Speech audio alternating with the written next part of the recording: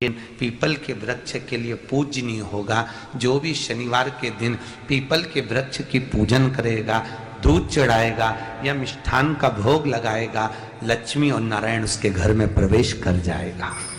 लक्ष्मी और नारायण उसके घर में प्रवेश करेगा। पुराण की कथा कह रही है कि दुनिया के सारे तीर्थ नहीं जा सकते, पृथ्वी की सारी नदियों में स्नान नहीं कर सकते, पवित्र नदियों में आप स्नान नहीं कर सकते, या किसी भी तीर्थ में जाकर एक रात्रि भी विश्राम नहीं कर सकते, या हमने जिंदगी में कोई दान करा ना करा, कोई पुण्य करा ना करा, कोई सत्कर्म करा ना करा, कोई शास्त्र पढ़ा ना पढ़ा, कोई शास्त्र सुना ना सुना, उसके बाद भी शिव महापुराण की कथा कहती है कि एक दिन में अगर मात्र एक बार भी आप शंकर के शिवालय में प्रवेश कर गए या मंदिर में प्रवेश कर गए तो सारे तीर्थ, सारी नदियां, सारे सरोवर, सारी बावड़ी, सारे तालाब, सारे कुंड के स्नान का पुण्य, दान का पुण्य प्राप्त हो जाता है, केवल शिव तत्व को प्राप्त कर लेने। शिव महापुराण की कथा कह रही है कि घर में जो दिया होता है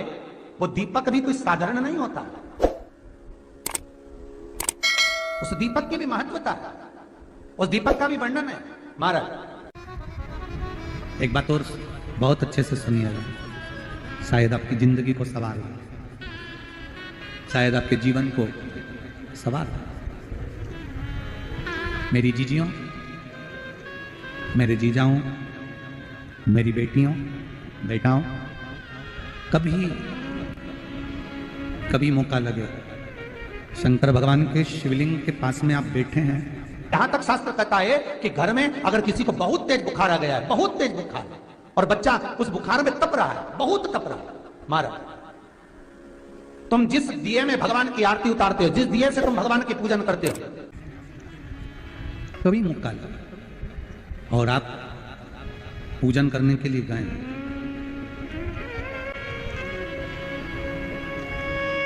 कभी पूजन करने के लिए, और आपको शंकर भगवान के शिवलिंग के पास में या शंकर भगवान के शिवलिंग के ऊपर कनेर का अगर पीला फूल देखा है ना आप लोगों ने, अरे बोलो तो जमते, देखा है? कनेर का यदि पीला फूल शिवलिंग के आसपास में या शंकर भगवान के ऊपर कहीं रखा हुआ भी दिख जाए, विषम परिस्थिति हो, बहुत हिम्मत ना हारते हो, तभी भगवान अकेले में एकांत में आप पहुंचे उनके पूजन के लिए, कनेर का पुष्प वहां रखा है, चाहे वो जलाधारी पर रखा हो, चाहे वो शिवलिंग के पास में रखा हो, शिवलिंग पर रखा हो, उस कनेर के पुष्प को अगर आप 5 जगह का स्पर्श कराकर अपने हृदय की बात कहकर वापिस महादेव को समर्पित कर देते हो तो भी मेरा महादेव तुम्हारे दुख का निवारण कर देगा। अब वो 5 स्थान, वो 5 स्थान, पहला गणेश जी, गणेश जी का जो स्थान होता है वह जगह, दूसरा षडानंद कार्तिक,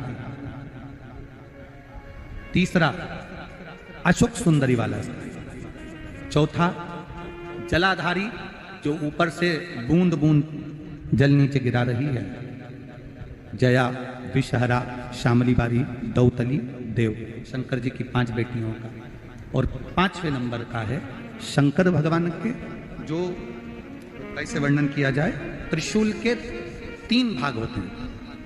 करें दर्शन आप लोगों ने, ये से सामने त्रिशूल लगा है, इस त्रिशूल के ऊपर देखेंगे तो 3 भाग दिख रहे हैं, नजर आ रहे हैं सबको?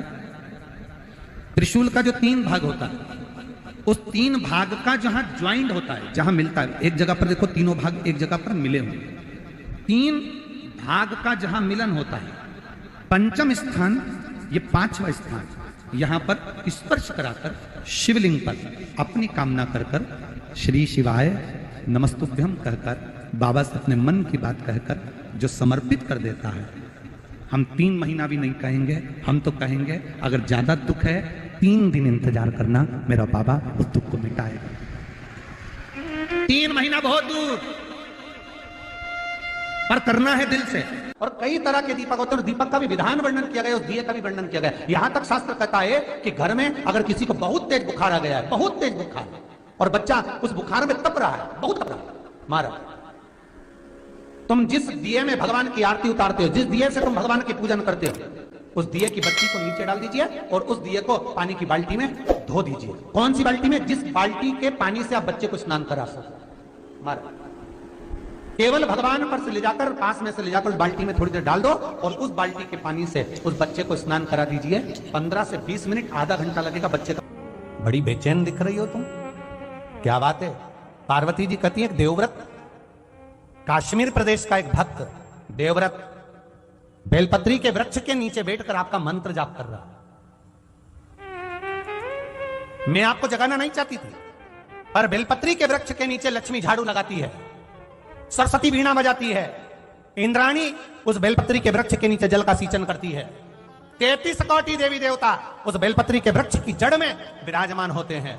इसलिए देवव्रत एक बार पंचाक्षर मंत्र बोलता है तो वो 33 करोड़ बार गिना जाता है, ऐसा बेलपत्री का वृक्ष होता है। बेलपत्री के वृक्ष के नीचे एक बार अगर भगवान का नाम लिया जाता है तो वो 33 करोड़ बार, 33 कोटि बार गिना जाता है। एक मंत्र केवल नमः शिवाय, ओम नमः शिवाय, नमः शिवाय, ओम नमः शिवाय। 33 कोटि बार गिनाया, 33 कोटि। कितना सुंदर लिखा है। फिर वही वाली बात आ गई जो पहले कथा में कहा, अपने लिए अच्छा वाला घी छाट के लाना, अच्छी कंपनी का लाना, और जब यज्ञ करने बैठे, पूजन करने बैठे, हवन करने बैठे, भगवान का कोई पाठ पूजन करवाई, पूजा वाले दुकान पे बोलना कि पूजा का घी चाहिए। तो वो पूजा का सामान बेचने वाला भी चतुर था, उसने पूजा का ही घी दिया। तो इन्होंने पूछा भैया ये घी कितने का? तो क्या 80 रुपए का? तो 80 रुपए का आधा किलो? तो क्या पूजा का है? भारत की भूमि पर इस मृत्यु लोक में, पूरे विश्व में ऐसे कई घर हैं जिनके घर में गुजारा करने के भी आफत है। पहनने के कपड़े नहीं, किसी के यहां पर भोजन नहीं, किसी के यहां जमीन नहीं, किसी के यहां दुकान नहीं, कोई पूरी जिंदगी किराए के मकान में निकाल देता है। नहीं, मेरा एक निवेदन है, इस कथा को जितने छत्रपति संभाजी नगर के श्रोता भाई बहन श्रवण कर रहे हैं उनसे निवेदन करूंगा, आप हाथ का ठेला लगा रहे हो, सब्जी का ठेला लगा रहे हो, फल का ठेला लगा रहे हो, धक्के की जिंदगी जी रहे हो, दरवाजे पर बैठे हो, कहीं ना कहीं तुम दास्य भाव की जिंदगी जी रहे हो, तकलीफ में जिंदगी जी रहे हो, बहुत दुख की जिंदगी जी रहे हो, बहुत कष्ट की जिंदगी जी रहे हो, उनसे केवल निवेदन करूंगा 3 महीने 2 जगह पर जल चढ़ाना प्रारंभ कर दीजिए, केवल 3 महीने। एक शंकर भगवान के शिवलिंग पर, दूसरा बेलपत्री के पेड़ के नीचे। 2 जगह पर जल चढ़ाना 3 महीने लगातार चालू कर दो, बाबा तुम्हारा हाथ पकड़कर तुम्हें उन्नति की सीढ़ी पर चढ़ा देगा। हमें कोई चमत्कार करना नहीं आता, और ना हम कोई तंत्र विद्या या मंत्र विद्या जानते हैं, ना हमारे पास में बेल है, ना हमारे पास में भभूति है, हमारे पास में तो केवल शिव का नाम है। आप श्री शिवाय नमस्तुभ्यम बोलो, ओम नमः शिवाय बोलो, नमः शिवाय बोलो, चाहे महामृत्युंजय मंत्र बोलो, उसका स्मरण करते करते भगवान शंकर के शिवलिंग पर जल, और उसी पात्र में जो जल तुमने शंकर जी को चढ़ाया है उसमें से बचा हुआ थोड़ा सा जल बेलपत्री के पेड़ के नीचे चढ़ाना प्रारंभ कर दो। अलग से बेलपत्री के पेड़ के नीचे चढ़ाने के लिए अलग से लोटा भर के जल जरूरत नहीं पड़ेगी। जो तुमने शिव जी को जल चढ़ाया, जो तुमने देवाधिदेव महादेव को जल चढ़ाया, बस उसी पात्र का जल शंकर जी को चढ़ाओ, उसमें से बचा हुआ थोड़ा सा जल बेलपत्री के वृक्ष के नीचे चढ़ाना प्रारंभ करना। कौन सा बेलपत्री का वृक्ष? जिसकी छाया आपके ऊपर आ रही हो। शिव महापुराण बड़ी सुंदर बात कहता है, ध्यान दीजिएगा। जिस बेलपत्री का पौधा तुम्हारे सिर का, और ये दोनों हाथ ऊपर कर लो, अपन खड़े हुए और खड़े होकर दोनों हाथ ऊपर करे, इतना बड़ा बेलपत्री का पौधा है, उस बेलपत्री के पौधे की पत्ती को कभी तोड़कर शंकर जी को नहीं चढ़ाना चाहिए। ध्यान रखना, कितना बड़ा पौधा। आप खड़े हो जाओ और खड़े होने के बाद आपका हाथ ऊंचा कर लेना, इतना बड़ा पौधा है, उस पौधे की पत्ती बेलपत्री को तोड़कर शंकर भगवान को कभी नहीं चढ़ाना। शंकर भगवान को उस बेलपत्री को, उस वृक्ष की पत्ती को तोड़ना चाहिए जो वृक्ष तुम्हारे हाथ से थोड़ा सा ऊंचा हो, जिसके लिए तुम्हें हाथ और ऊंचा करना पड़ रहा हो।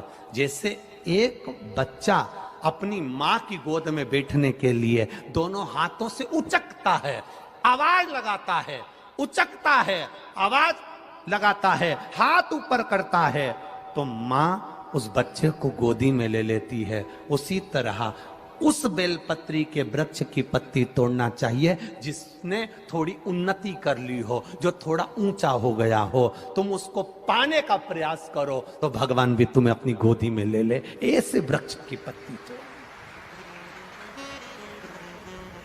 अब तुम छोटा सा पौधा, बिल्कुल जरा सा पौधा, उसी की पत्ती तोड़कर महादेव को चढ़ाओगे, ये श्रेष्ठता नहीं। यदि बेलपत्री का पेड़ आपके यहाँ है और मान लो कई लोग बेलपत्री गमले में लगाते हैं या छत के ऊपर लगा देते हैं, बेलपत्री का वृक्ष जो होना चाहिए वो घर के ठीक पीछे के भाग में, पीछे के भाग। या बेलपत्री का वृक्ष अगर पीछे नहीं है तो आप अपने घर से जब बाहर निकलते हैं तो राइट हैंड की ओर बेलपत्री का वृक्ष होना चाहिए। आप जब घर से प्रवेश कर रहे हैं, बाहर की ओर निकल रहे हैं, वो सुख का अनुभव करा। यदि घर से निकलते समय बेलपत्री का पेड़ लेफ्ट में अगर आता है, आप जिस घर से निकल रहे हो लेफ्ट में अगर बेलपत्री का पेड़ आता है तो आप 1 रुपए कमाएंगे, 1.25 रुपए खर्च होगा, पैसा हाथ में टिकेगा नहीं। घर में 10 लोग भी कमा रहे हैं तो पैसा घर में दिखेगा नहीं, आएगा जरूर, सारे काम होंगे पर टिकेगा नहीं। यदि लेफ्ट में, राइट भाग का बेलपत्र सुख का अनुभव। श्री शिवाय नमस्तुभ्यम, श्री शिवाय नमस्तुभ्यम, श्री शिवाय नमस्तुभ्यम, श्री शिवाय नमस्तुभ्यम। जानकारी अच्छी लगी तो प्लीज़ चैनल को लाइक कीजिए, सब्सक्राइब कीजिए। Thank for watching, thank you. Hare Krishna Hare Ram Hare Ram Hare Krishna Krishna.